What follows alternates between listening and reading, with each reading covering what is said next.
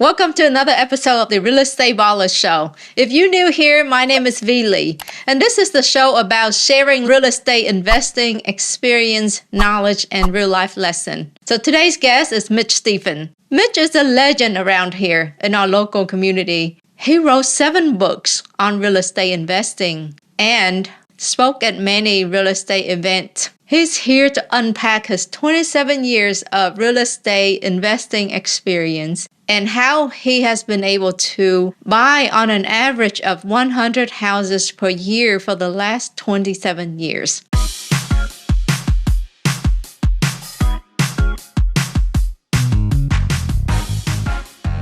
Hi, Mitch. Welcome to the show. Hi, how are you? Nice to be here, V. Good to have you on as well. So obviously you got a really impressive reputation. However, for some of the audience who might not know who you are yet, can you give them a quick introduction? I sure can. My name's Mitch Stephen. How are y'all? I'm just kidding. That was a quick introduction. Wow. That's as quick as it gets. Okay, so I always kind of hate touting or saying whatever it is I do, but so I just want everyone to understand. I'm at this level, whatever level that is. I know that just a stone's throw away from me is probably someone who can wipe their backside with the list of my accomplishments. I know that. But that being said, there's a lot of people who would like to be where I'm at. So I'm going to tell you where I'm at so you know where I'm coming from. And then we'll just take that with a grain of salt and go forward.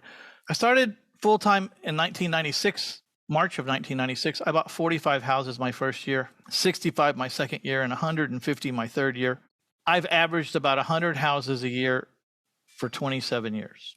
So that's 100 houses coming in and 100 houses going out. So it's at least 200 transactions. That doesn't count if I sell the notes, which is another set of transactions.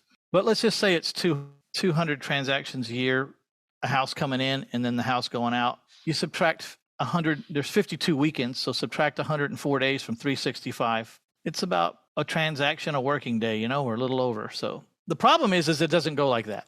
You don't have anything for a week and then it all happens on one day. So I have mastered the art of raising private money, or I say I master it. You're never really done learning or done reaching out. I make payments on the first of the month on $26 million to private lenders.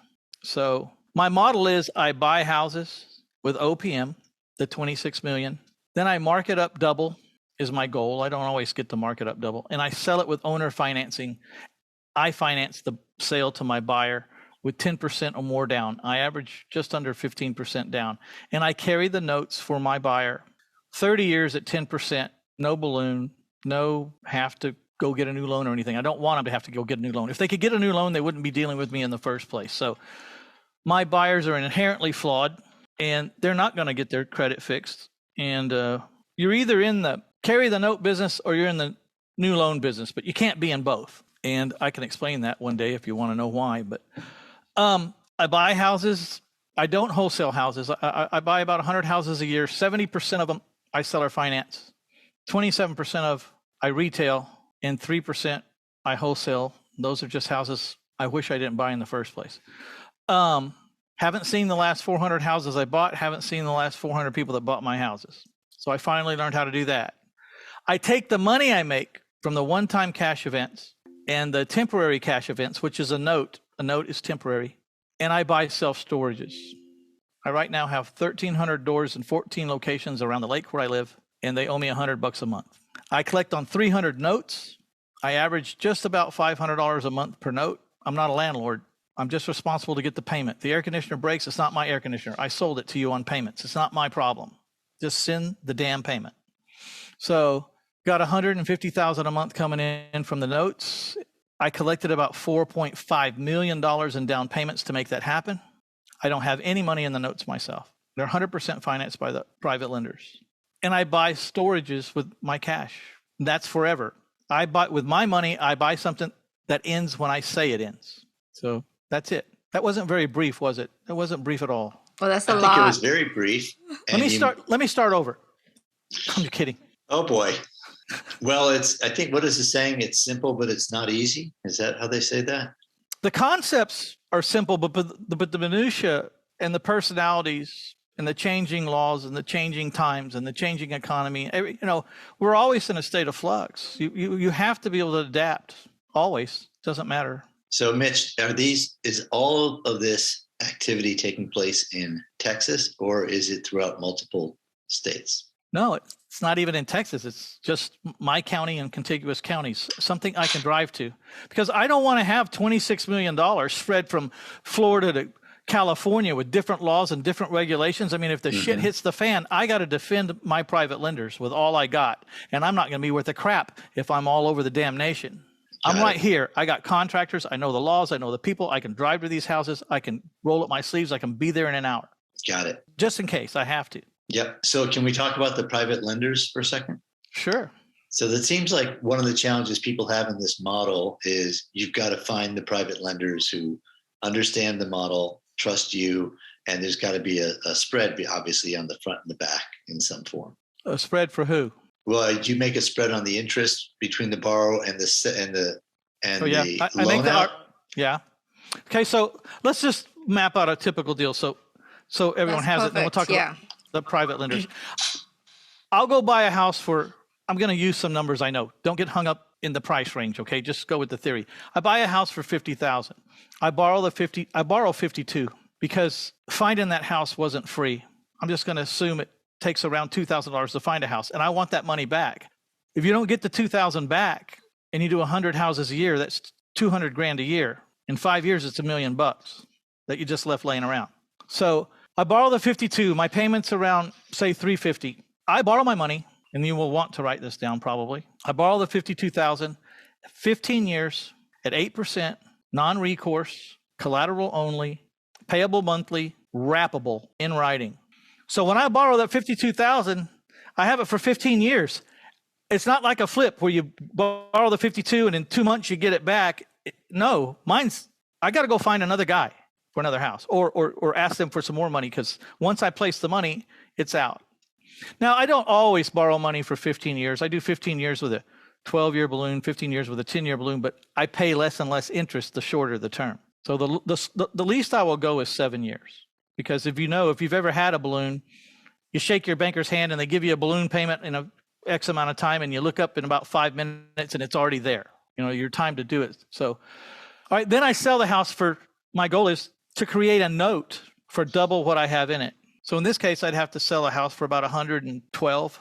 I get like $12,000 down payment, carry 100, más o menos. I mean, close enough.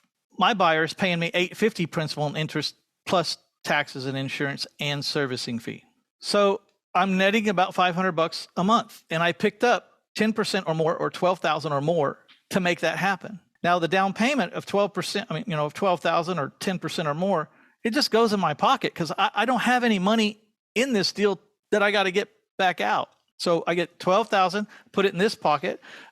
I get $500 a month, I put it in that pocket. This is what will make the wholesaler sick. The average wholesale feels, probably around $12,000. Give or take a couple. Then they're done. Because they haven't mastered the art of raising private money, they're missing out on the 360 months of $500 a month with no liabilities. Okay. So let's do the math. 360 times 500 is 180,000. So every time a wholesaler does a deal and doesn't stay in it by seller finance it to their buyer, they're missing out on 180,000 owed to them in the future. This is why it's easy to say, and easy to figure. I'm a multi-millionaire because every time I sell a house, I'm owed 180, 190, 110, 210, $220,000 in the future. Now, is it going to go out 30 years? Probably not.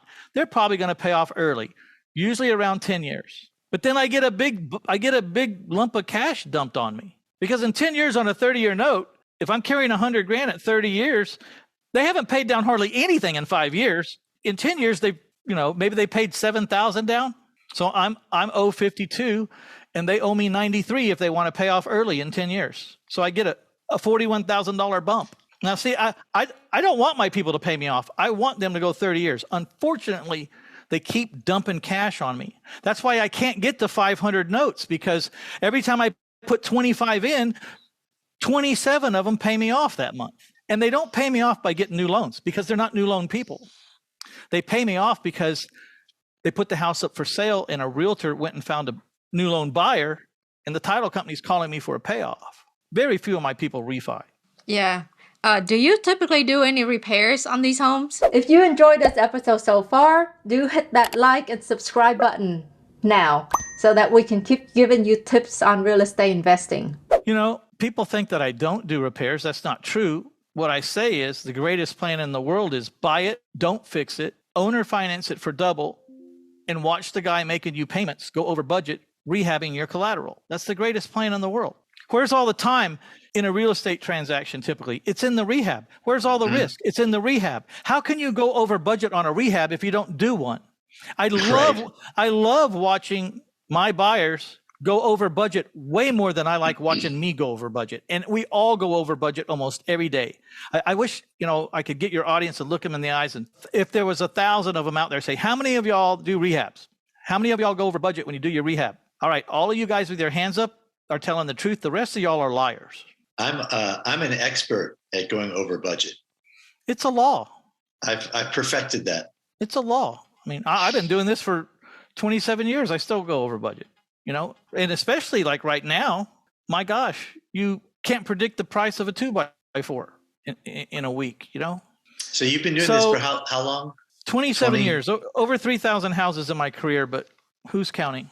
So if you were to take a look at the evolution of what you've done, are there any things that have changed dramatically in the last couple of years? In the last couple of years? Yeah. Dodd-Frank, how our state officials are interpreting it year to year. You have one commissioner of the banking association who's over seller financing, and they'll interpret the law one way, and then she retires and we get a new one. And, this guy's a freaking communist Nazi. You know what I mean? Can you elaborate on the Dodd-Frank a little bit? Because I have, I've talked to other investors who really strongly against owner financing because of Dodd-Frank. Good. He can stay out. I want everyone to stay out. Dodd-Frank is a monster. Do not get in my business, please. No, I'm just kidding. Well, it depends on what state you're in, because some states can really make it hard for you. I mean, they actually I don't think they have the right to do what they're doing, but no one's gone to the Supreme Court yet and called their bluff. And no one wants to be the first one. But for the most part, get with your attorneys, get nose to nose with the document, someone who knows it, figure out what it takes to conform, and then do it. When Dodd-Frank first came out, it was 2,500 pages, and no one really knew what it said. And the people that had actually read it were all interpreting it different, so it was hard to get a handle on what you needed to do to conform. I mean, I tried reading it for about a page and a half, and I thought, this shit might as well be French.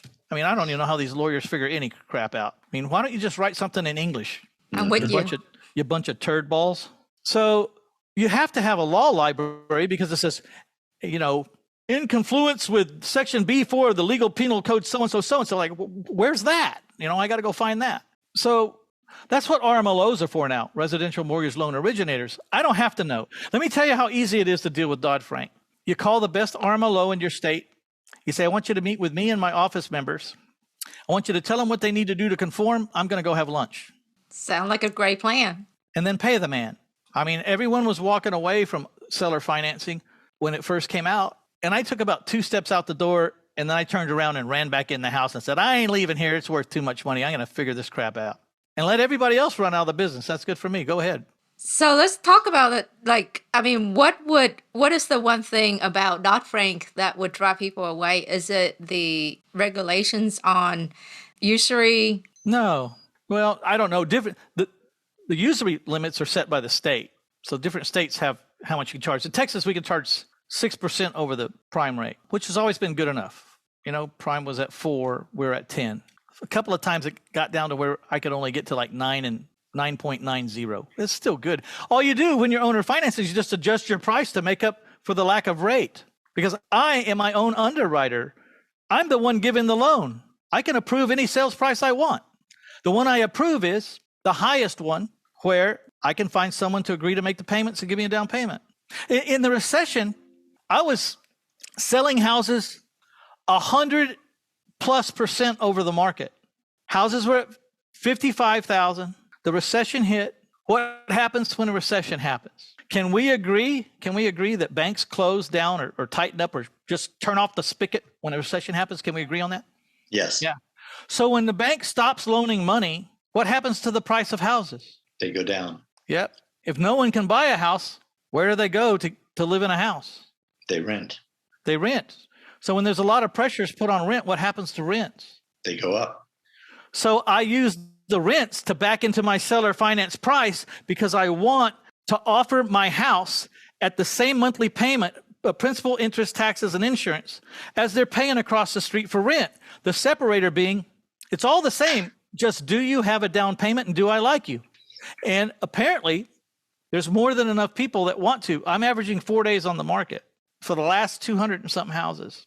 So now the houses that were selling for 55 in the lesser parts of town, we're down to 27. This is 2010, okay? In San Antonio, the town right behind me. So I'm looking at this neighborhood and I'm going, wow, I remember 15 years ago, I was buying houses for that price around here.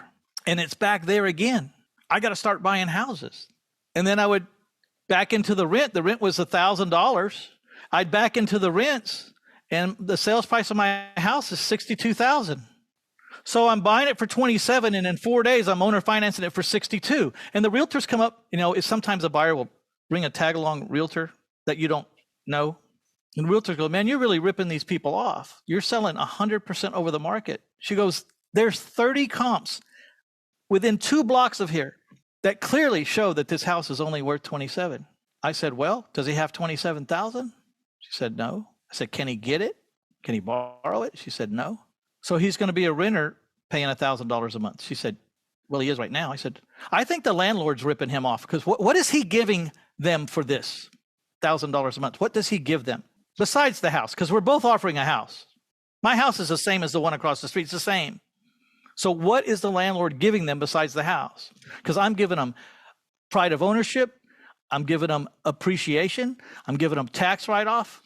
I'm giving them a place to call home and to put down roots and to raise kids that they can be there forever. I've given them an inheritance to their kids if they want to keep it that long. What is the landlord giving them besides a rent increase next year?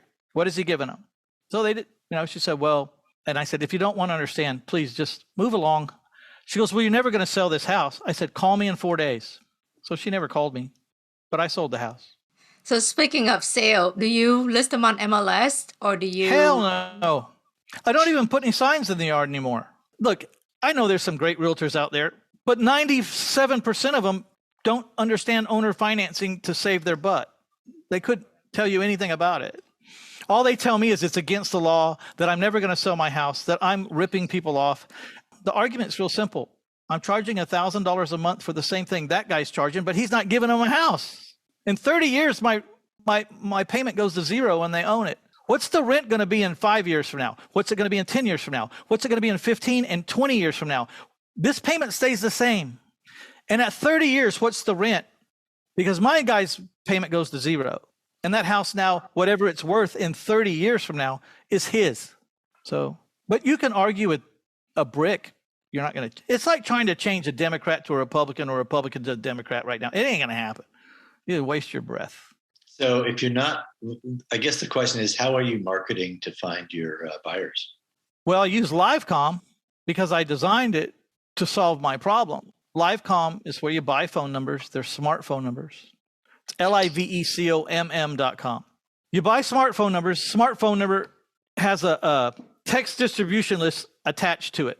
Anytime someone calls that LiveComm phone number from their cell phone, their cell phone goes in a text distribution list, and you can name that phone number like 123 Main Street. Then I used to make 20 signs around the neighborhood that said, Casas Dueño a Dueño. I only sell my houses in Spanish. Everything's in Spanish. You speak Spanish? No. Sounded like you did.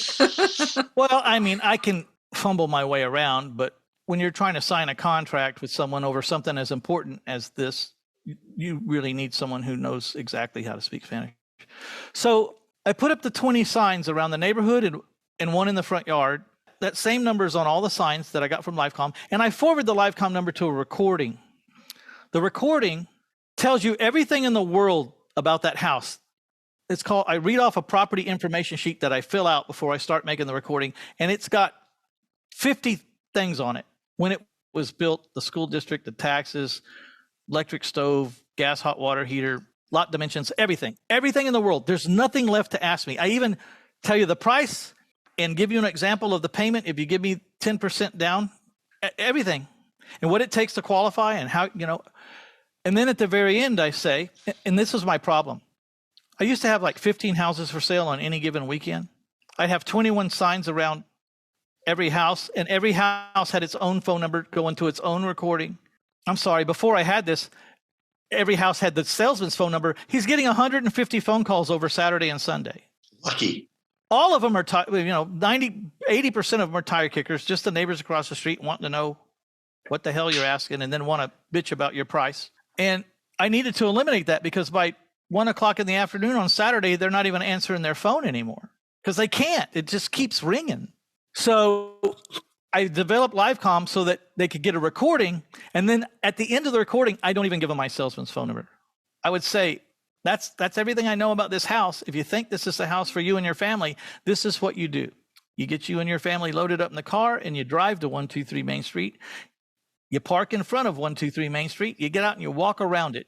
Go around the sides, go in the front yard, go in the backyard, check out the neighborhood, look through the windows. And if you still think this is the house for you and you definitely have at least X for a down payment or more, then call the salesman's number in the back window. It's blue. Call the blue phone number in the back window. I love so it. Now I still captured the 150 people and I can text them for 2 cents a piece right here. And they're going to 98% open rate.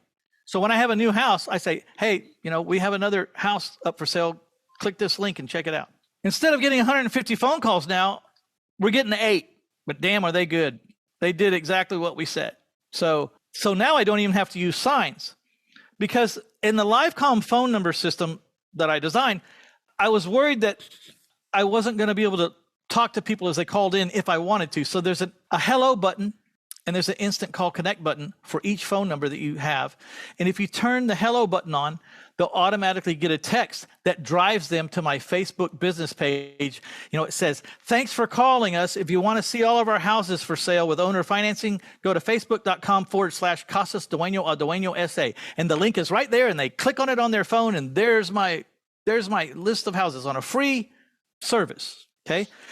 I also tell them in that little text, auto text, the minute they start listening to this recording, they get a text telling them where to go and that if they need to like my page and follow if they want to be notified every time I post a house for sale there. So now I have 8,500 followers who have called my signs, have followed instructions and gone over and liked and followed me on my Facebook business page. Now I don't even need signs. I just post the house. And there I train my buyers. I train them like, hey, look at Mary and Tom right here. They just put a $2,000 deposit down on their new house. And we're checking to see if they're going to qualify right now. You know that $2,000 is non-refundable if they're approved, but it's fully refundable if they're disapproved.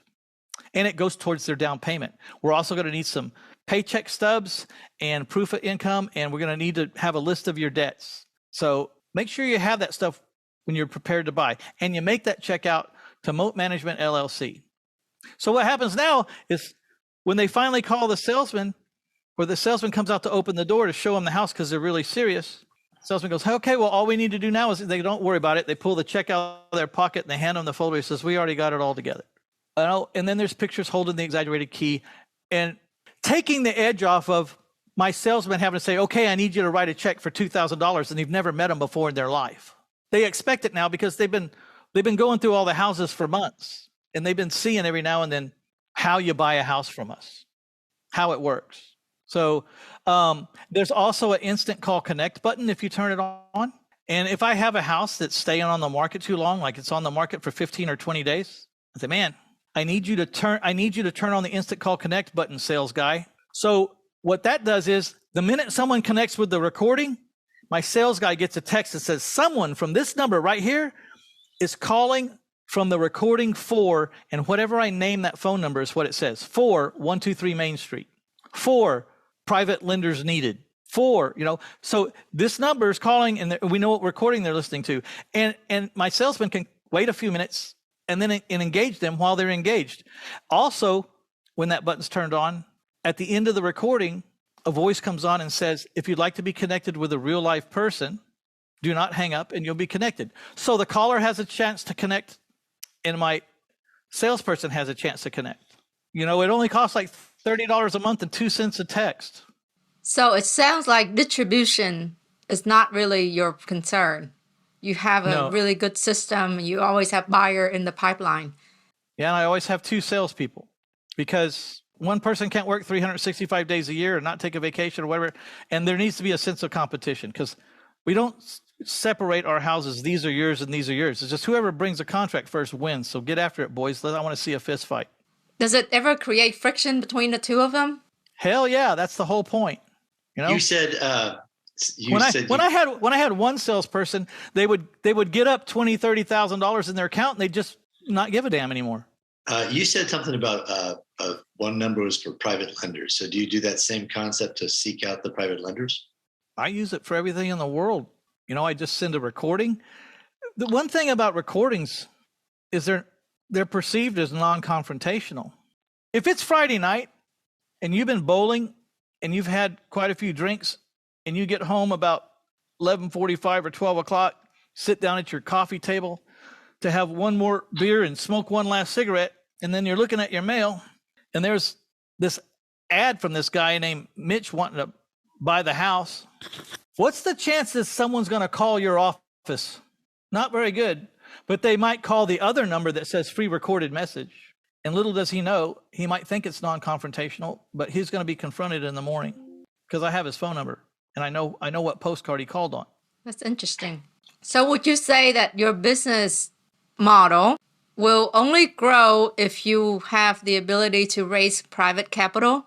Well, before that, you have to have the ability to find deals. If you can only find one deal a year, you don't really need it probably, But if you're going to get really good at finding deals, you're going to no matter who you are or how much money you have, 99.9% of the time, you're going to outrun your ability to take the houses down. Then your other choices are, if you don't get private lenders to just loan you money for an interest rate, then you have to start splitting your deals with people, which is the most expensive money on the planet, 50% of your profit or 40% of your profit, 10% starts to look pretty good, So how do you keep your deal flow going? I have 3 acquisitions, 4 counting my partner. That's all they do is wake up in the morning and try to figure out how to buy something. All day long, that's what they try to do. The youngest one's about 27. He made $220,000 last year. They're all graduates of college. They all work for me. I didn't graduate from college. I did go to La Calle U. How's your Spanish, V? La Calle means the street in Spanish. I went to La Calle U. And it's the most expensive college on the planet, and it will kick your ass up and down the street and will spit on you and never give you any encouragement, and it will try to break you every second.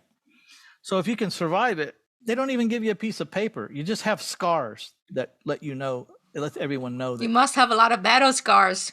There's no doubt.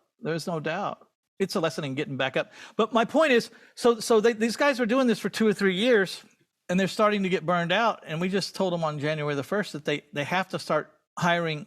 Each one of them has to hire a VA. They don't have a choice. You have to, because they were supposed to make 300 phone calls a week. And then, I wasn't even sure if they were making 25 phone calls a week anymore because they just burned out on it. And then they decided to pool the 3 VAs instead of each one of them pay for one. So they're about $1,600 a month to get some good ones. And we bonus them decent.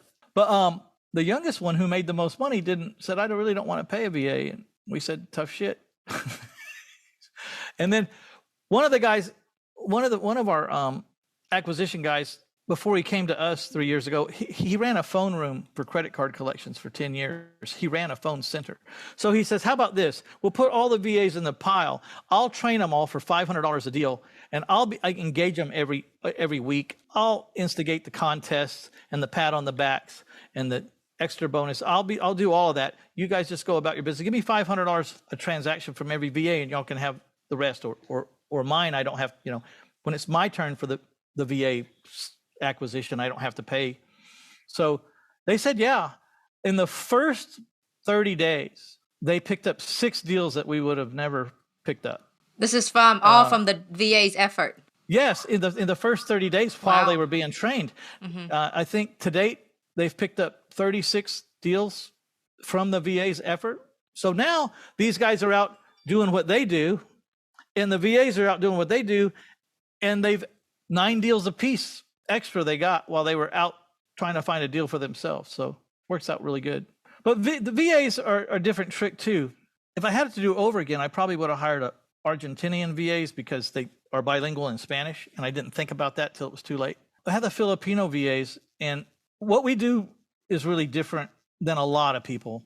We bring these people into our family. Our whole thing's about culture. Our whole thing is that, you know, they've been treated like second-class citizens by people like disposable all the time. We don't do that. We help them with their medical if they have a problem or one of their loved ones has a problem. We give them bonuses regularly. We talk to them on a weekly basis. I mean, someone, you know, we celebrate their birthdays on Zoom. You know what I mean? Our whole office sings them happy birthday, you know, on Zoom or something. So we don't want them to feel like they were disposable, because they're not. There's too much training. You know, to me, there's too much training and too much goes into them. Once we find someone who's really good, I don't want them to leave me over $1.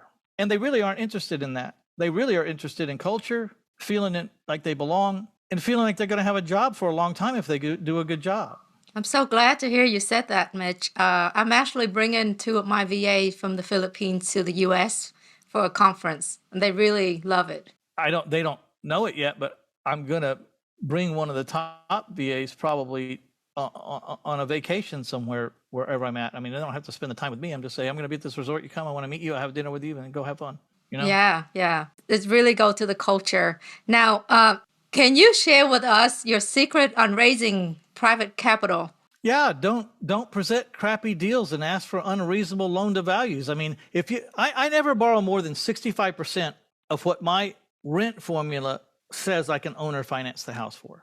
So, and that's just the most. That's my limit. If I only need $52,000 and the house is worth $100,000, I just borrow $52,000. I don't over leverage. I'm not a fan of borrowing up at all. If you're collecting notes, you shouldn't have to worry about cash flow or any of this. Just, you know, you'll get the big lump sum when someone has to pay you off. So the number one thing is present a great deal. I mean, you can even manipulate deals into no-brainer deals. Like, say you have a $100,000 house and you're going to go to your limit. You're going to go $65,000.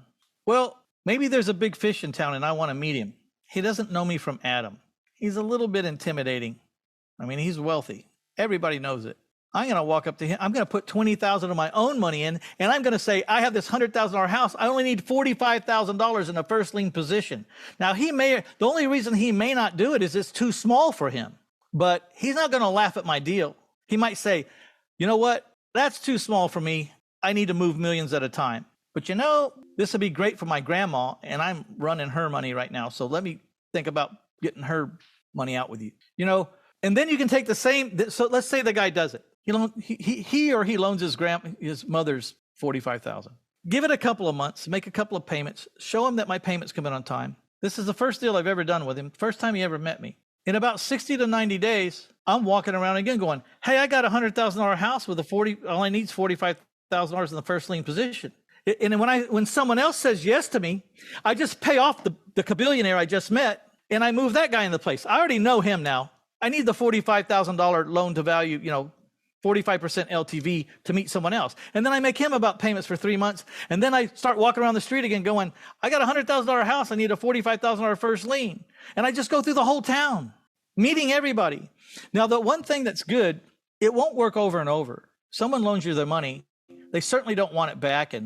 But when they loan it to you for 15 years, you think, well, they don't want it back in 3 months. And you're right. But on the first one, it's like proof of concept. That billionaire's going, wow, that Mitch Stephen does do what he says. This money did come back. I mean, I gave him 45 and he gave me 45 back. Holy crap, plus some interest. Okay, I want to do it again, but can we keep it out longer this time? Yeah, sure. You can take it to ridiculous. I mean, I could leave 40,000 in and just ask for 25. I mean, I'm going to meet you. Believe me, I'm going to meet you. Here's the other problem with private money. It's not really the private money's fault. It's the headspace. I can't tell you how many people I've coached to raise private money using seller financing as the backdrop. There's a lot of courses out there on private money, but none of them have seller financing as the backdrop. They usually have fix and flip as the backdrop, or apartments or rental houses as the backdrop, but not seller financing. So I teach people how to raise private money specifically for the art of seller financing to your buyer. And I hear all these limiting beliefs when I first meet these people. And a good coach, that's what they do, is they undo your limiting beliefs and actually get you to believe that it's actually possible, because that's 90% of the battle, is to believe that it can be done. And so the excuses are, well, I'm new in the business and, I don't have very much experience. Who's going to loan me money? I'm only 22 years old. These guys are older and why are they going to loan me money? I had a bankruptcy. I don't have good credit. I have a felony in my record. And finally, my partner, when I was coaching him before he was my partner, he was doing really good at getting the money from his family. But as soon as his family's money dried up, he wasn't getting any more money. I said, hey, what's going on? You're really good at your family's money, but you suck after they dried up. I mean, you're not getting any money now. And you got all these deals piling up. What are you going to do? He said, I don't know. I said, what's the roadblock, Mike? He goes, I don't know. Let me think about it. So he calls me the next day. He goes, I know what the roadblock is. I said, what? He said, I'm only 25 years old. I don't even own my own house. These guys are older, mature, highly successful. Why in the hell would they loan me their money?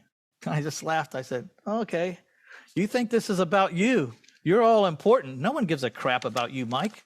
Charles Manson should be able to get these loans from prison. It doesn't matter how many people he murdered. He's going to call the warden and say, look, I got this $100,000 house. I need $45,000.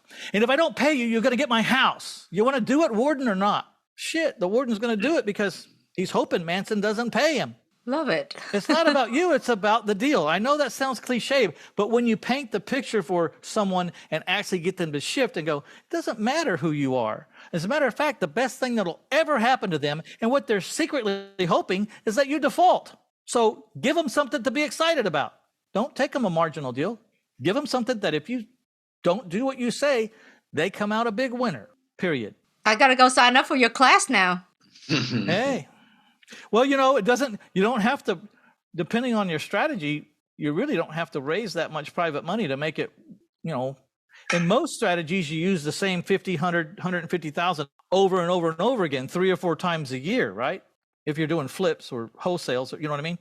Even wholesalers, like I already told you why the wholesalers need to get it, but even if you don't want to own or finance and you're a wholesaler, you should have private money. Why?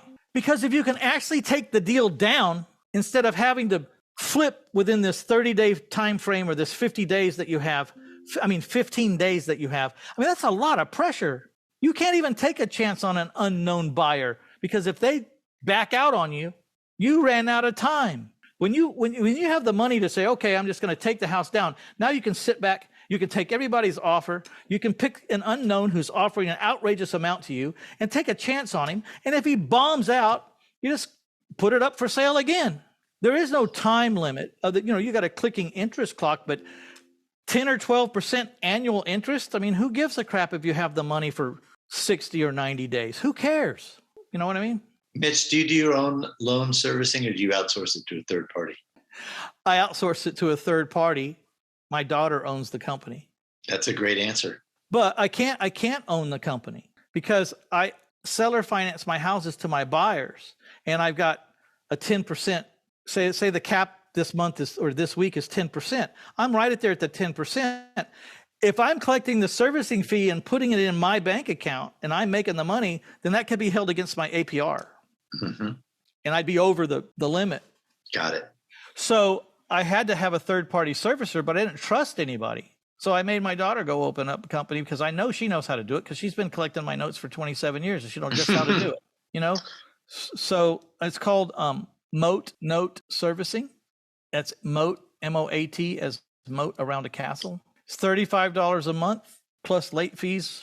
If you have a lot of houses, that's negotiable, the late fee part.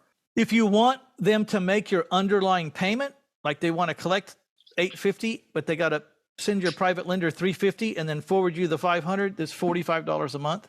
But a lot of people don't know, the servicing fee can be put onto your buyer's bill. So my buyers pay principal, interest, taxes, insurance, and servicing fee. They pay PITIS. And so I get free servicing out of it. I don't make the $35, but I don't have to pay for servicing, which is a great trade as far as I'm concerned. Because I'm not in the business of servicing notes. I'm in the business of buying houses cheap and selling them high. The more you can delegate, the better off we all are. It took me years. It took me decades to get here. I finally figured out that the reason why my business couldn't grow was me. I was clogging the whole damn thing up. Took me years to figure it out. I need to get out of the way. I need to get out of my own way. Mitch, do you close through a title company and require a title policy? When I buy, I don't need a title policy when I sell because I already know what the first one said. And I have the divine knowledge of knowing that I haven't done anything to mess that up. Now, I would never buy a house without a title policy, but my buyers do all the time.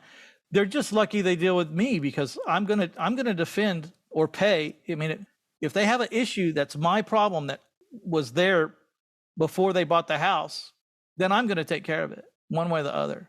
Do you ever bring it up to them at all and let them make the choice, or you just don't? No. I mean, there might be a disclaimer in there, that they have the chance. I'd have to go back and revisit. I haven't been to a closing in like 15 years, so I really don't know what they do over there, but I can go find out. What is your thought on, I hear, it sounds like owner finance was really hot for a while, and then it seems to have quieted down. But in contrary of what the popular belief is, it seems like your business is thriving in any condition. Why did it quiet down? I just feel like it's, people talk about it less than several years ago. It didn't quiet down. It got even worse. About 60% of the people in this country can't qualify for a new loan, Then the interest rates are going up. So that's knocking even more people out of being able to qualify. Their income didn't go up. The cost to buy a house went up monthly. So now there's even more people coming into the market. And besides that, all of the people that I sell houses to aren't broken, bad credit, high-risk people. There's all kinds of reasons why people need an owner finance loan. I mean, they make $300,000 a year, but they started their own business a year ago. They don't qualify. I don't know. There's just a million reasons, I'm wealthy. I'm from Mexico. I want to buy my daughter and her new husband a house for their wedding present, but I don't want to be on the line for it. So here's 50 grand down, make the payments in their name. And if they don't make the payments, take the house away from them. We love that kind of buyer. Yeah. I mean, I could go on and on and on about the reasons why. They're not all bad or high credit risk. They just don't fit. They just can't check all the boxes. A lot of blue collar businessmen are highly successful, don't show hardly any income at the end of the day because they're professional writer offers. They're professional tax deduction grabbers, and that doesn't affect me. So okay, I'm not a computer. I'm not a computer. I can look. I can talk to.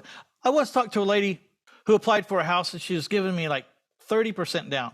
I said, okay, let me check you out. So I'm looking at her credit. She's got like a 430 credit score. I'm looking at her credit, and about 2.5 years ago, she was going along fine, and then the wheels just fell off the train. And the credit just shattered in a million directions. And then the last 6 or 7 months, it was all straightened out and it was going down the track again, just fine. I said, hey, I see where you were going along fine and then something happened and everything went to shit. And now you're back. What happened? Where was the collapse of your credit? She goes, well, I'm married to a trucker and we have 3 kids and I was a stay-at-home mom and he got killed in a truck accident. I said, okay, I get it. What changed? Because you're back on track, obviously. She said, I married the owner of the trucking company. I said, okay, well, problem solved. You got a loan. That's a good story. I have a brain. Wells, whatever they are, Prego, are not going to let this lady buy a house for anything. But I'm not a computer. I got a brain. The best person ever could hit financial ruin. Happens all the time. There's things that can happen in this world. Just you're not going to be able to overcome. Well, we all got brain, but you just use yours better. No. And I want to say that too. I'm not the most brilliant guy. And if I speak, I never want to be perceived as pompous. If you think there's a twinge of that, please back up and relook at it. It's just passion. I just love what I do because I'm helping a lot of friggin' people and I'm making a good living doing it. I'm taking people out of the rent cycle. I'm creating jobs. I'm taking those crack houses in those neighborhoods that were assessed at $30,000 and I'm getting them assessed at $180,000. The various institutions or government agencies that need these property tax dollars, I'm changing the game. Me and people like me and you, we're changing the game. We're revitalizing neighborhoods. There's a list of benefits a mile long before it gets to me and my family, and it's a great thing. I see people now who bought houses from me 10 years ago. We've had this tremendous surge in prices. These people are worth $300,000 and $400,000 and $500,000 now. Most people in the United States' net worth is tied up in their house. Okay, let's change up the pace. Tell us about the book and your background there. Well, I have 6 books, fixing to be 7. I don't know why. I just like to write things down, I guess. It's kind of a cathartic thing for me. And I also like writing about things that I'm not smart enough to make up that have happened in the business. That's what I really like, is like, you can't make this shit up. Some things that happened to me is like unbelievable that this would happen. The series is My Life in 1,000 Houses. The first one's Failing Forward to Financial Freedom. Just a story about a dumbass who figured out how to buy 100 houses a year through trial and error, which was me. And it's a book about getting knocked down and getting back up. That story's been told a million times, my time in the woods and coming out. But it is from the real estate investor's point of view. So it appeals to like this really niche. You want to know what this business is really like. If someone would really tell you the truth about what they've been through, it's pretty brutal sometimes, And I was going to tell the story about what happens after the Get Rich seminar.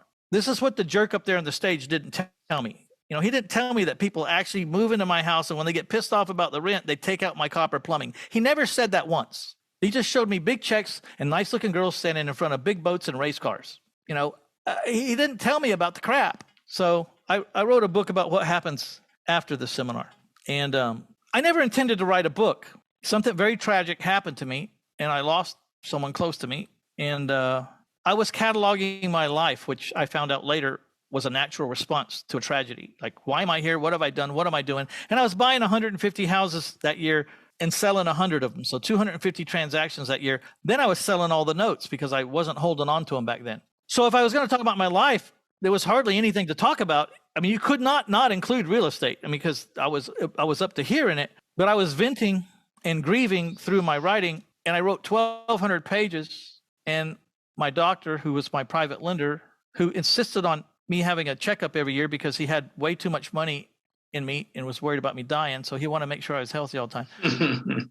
He asked me why I had carpal tunnel. I said, I think it's from the computer. He says, what the hell do you do on a computer? I says, well, it's not real estate. I'm journaling. And he said, I'd love to hear your voice. He was a professional writer. He got paid like $150,000 to write books. And so he wanted to hear my voice. He says, can I get some parts that are not too personal? I said, I don't care. And I gave it all to him. He said, you got to make it into a book. So I never planned to write a book. After I wrote the book and it got out, I kind of got hooked on writing books because you can affect a lot of people. That book has gone places and met people and introduced me to people I never would have met any other way. I have private lenders read my book and just within 10 minutes, they're loaning me 60 or 70 or 100,000. I always try to start people off small when they're new because I just don't want them to have an anxiety attack. Let's just take a small one and let's see if you like it. You know what I mean? I'll show you the paperwork. We'll talk to your lawyer. Your lawyer can talk to my lawyer. We'll do a little one. Everyone always started out little. My biggest one, private money lender, now has like 4.5 million with me. I owe 26 million right now. Most of them are just mom and pops, and I probably have all of the $300,000 or $400,000 or $500,000 that they have to their name. They used to have $1 million, but they only gave me half in the name of diversity, and they lost the other half. They do things like loan it to Uncle Harry, who lives in Alaska, and Uncle Harry wanted to start a snow cone factory, and they don't know why it didn't work. That's unfortunate, huh? Yeah, it's sad, but I kind of do like a public service because I really help people preserve their money, and they got a real asset. I mean, they can't zero out. Yeah. Because worst thing that happens is they get my property. And my promise is this: if I ever can't pay or don't want to pay, which has never happened in my career, I'll walk the deed over to you.